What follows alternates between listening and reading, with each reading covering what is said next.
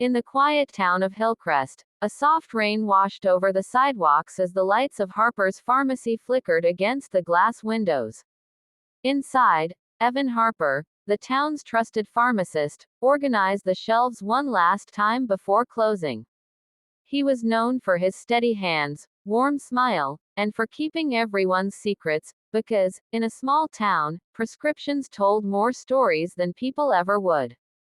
That evening, just before he flipped the sign to closed, the door swung open. A woman stepped in, her hair slightly damp, her eyes hidden behind large glasses. She carried herself with elegance, but her voice trembled as she said, "I need something for sleep.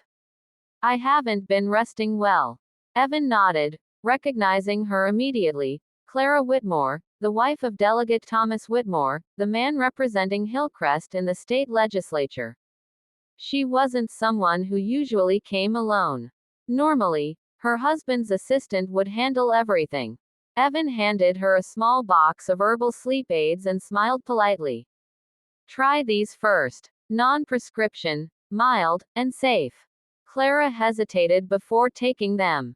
"Thank you. I just didn't want to go through official channels tonight." Her words lingered, and Evan could feel there was more behind them. But he said nothing. In Hillcrest, silence was a kind of respect. The following week, Clara returned. This time, she didn't ask for medicine. She simply sat on one of the pharmacy stools while the evening news murmured from the TV above the counter. "Do you ever feel," she began softly, "like everyone expects you to be someone you're not?" Evan paused mid-task. "Every day," he admitted. "But it gets easier when you realize you don't owe them that version of yourself." Clara smiled faintly. "You make it sound simple." "It isn't," he said. "But honesty always helps, even if it's quiet honesty." She looked at him with a mix of surprise and relief. It was the first time anyone had spoken to her without a trace of formality. Over the next few months, Clara visited often, sometimes for vitamins, sometimes for nothing at all. The townspeople noticed but said little. They liked Evan too much to gossip, and Clara was too graceful to invite scandal. Still, something shifted in her. The dark circles under her eyes faded, replaced by a calm that only came from being truly heard. Evan never asked about her husband, though everyone knew Thomas Whitmore was rarely in town anymore, busy with speeches and political dinners in the capital. One winter evening, Clara brought a small paper bag to the counter. "For you," she said shyly. Inside was a cup of coffee from the new cafe across the street and a folded note that read, "Thank you for treating me like a person, not a title." Evan smiled but tucked the note away carefully. He knew what people would think if they saw it. But to him, it was just kindness, and kindness didn't need to be hidden, just handled gently. Then, one Friday morning, everything changed. A convoy of black cars rolled into Hillcrest, and with them came Delegate Whitmore himself. The newspapers said he was visiting to promote a new health reform bill.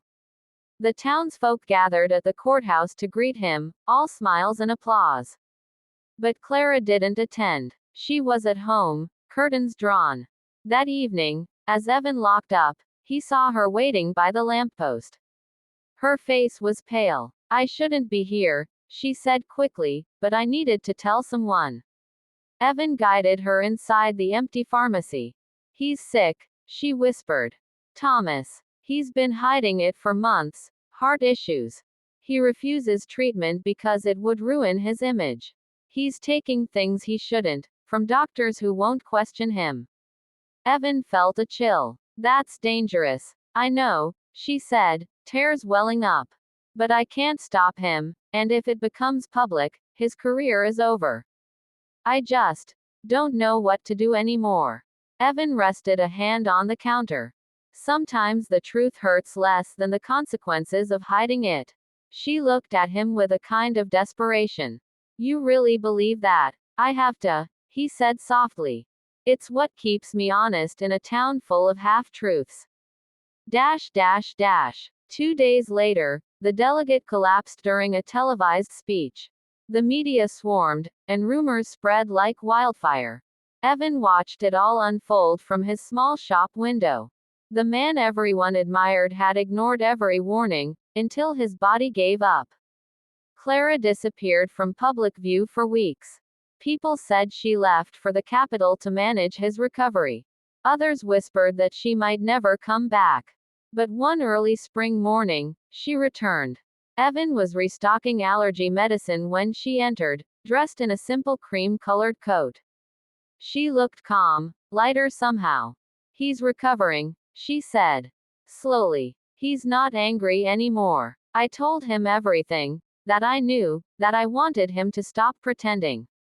Evan nodded. And he listened. For the first time, she said with a small smile.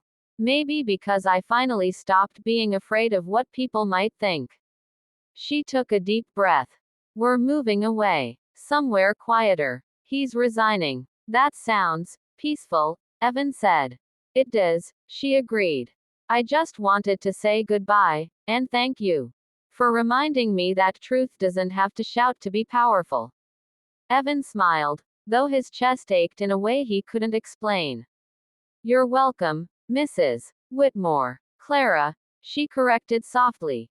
And with that, she turned and walked out into the morning light. Dash dash dash. Years passed. Harper's Pharmacy remained the same, steady, warm, and trusted. A new family had moved into the Whitmore house, and the world had long forgotten the scandal that never quite became one. One day, Evan received a letter postmarked from Oregon. Inside was a photograph of a seaside cottage, and on the back, written in Clara's delicate handwriting, were the words, "Peace was closer than I thought. Thank you for helping me find it." Evan placed the photograph on the shelf behind the counter, where sunlight hit it every morning. He never told anyone who it was from. Some truths, he believed, were meant to be kept like medicine, protected, preserved, and quietly healing.